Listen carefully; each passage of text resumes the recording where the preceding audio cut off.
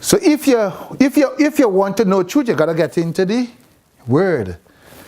Lucifer, when he was created, he was designed to do what?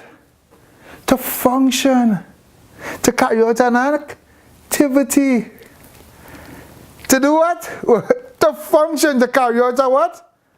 An activity. He was designed to carry out an activity. Work. Because everything that was designed to work. Anything that begin must what? Function. I want to read Isaiah, I want to read Ezekiel 28, Isaiah 7. Or no, Isaiah 28, 7, yes, somewhere around there. Just Google it. You see that? This is how they translated. And iniquity was found in him, right? But how could iniquity be found in a perfect being? How could, as I say, evil, all these abstract words, but those words doesn't do justice to what the scripture is saying. Because everything Hashem made was what? Tov. And what is Tov? Good. What does good mean? Function according to what? Design. And we know right between Bereshit bara Elohim, everything in the universe came into being. Angel was within that time, before anything else come into being. The Hebrew commentator in the Zohar and these other traditional teaching, they say, well, God, he had a conversation with these angels because they were there, and he had, before you do anything, you must consult with others. It sounds good for what you call socialism. It sounds good for what you call control. Anytime you do so, you gotta consult with others. How could the I am, the Eshe, the is, that which is to be consulted any other when he is? You see, man, and that's how the Jewish people are. These are these rabbis, and they are the very what? Stoic and selfish and arrogant in themselves because they feel they know. God is the all-knowing. He's the knower, and he's the knower of all. So now, when Lucifer was created and he's given his responsibility, he and all the other angels were what? Free! We know that because they were designed to do a work, a job, a function. And look at something. Lucifer said, I want to please my Creator. It couldn't be bad, because if it was bad, then who's responsible for his behavior? God. It follows.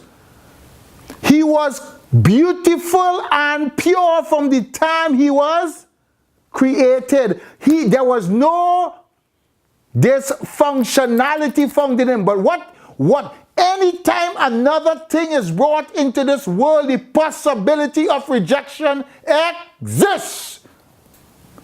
To will something is to give the ability of rejection. We will children into this world, right? Does our children listen to us? No, never. When the child comes from you, the child doesn't listen to him, the mommy. If it's a twin, one doesn't say, after you, brother, drink mommy's milk. When you finish drink, I'll drink. No, they will fight for what? What they want. They're very narcissistic. They're very selfish. Me, I. Infantile. From the womb is only I. So now, Lucifer, as he was designed to function. And now hear what he said. He said, I am going to be like my Creator. And how they translate it is very misleading. And all of them say, no, it's pride. Read the scripture, they say it's pride. But then if pride is a bad thing, then why did God create us with this? What? Free will. Yeah, but one word we know it in psychology. What it is? What is this? Ego. Is the ego bad? Is your ego bad? Depends. It depends. Is it bad? Who made it? God. Everything He created was good. Like if we are afraid, the ego is the what? It's the me. It's what? What the ego is? What the ego is? Rock. That's right. And the rock is the what? Is the animal in you. The animal, that nature, that one, that desire. And that in itself, it presses the what? The ability to what? To choose. Nothing that has a being or nothing that has freedom don't have what? A will. Don't have ratson. And only that which is, that has freedom or neshima or breath or life has what? The freedom to choose and look at something. He said, no, I will be like God. Was that a bad thing? He want to be like God. Did God create Lucifer to be like him? And that is one of the beautiful translations I like when he said, I will be like God. I will ascend into the moon. And then they just, I will be like God. And then we too like it too. And God created us in his image, like him. So we, Creflo Dollar and all the rest of them, they say what? We are little gods. All these heresy comes in. But look at how simple it is. Lucifer said, I would be like God. What are you saying? Does God function? No. Does God function? Functionality has to do with what? Desire. Time, space, matter, and temporality. Does God move? He has no need to. I like how you said that. Does God think? He has no need to. God, nowhere in the Bible it say God taught. God say what? No. Let us. He what? He speaks.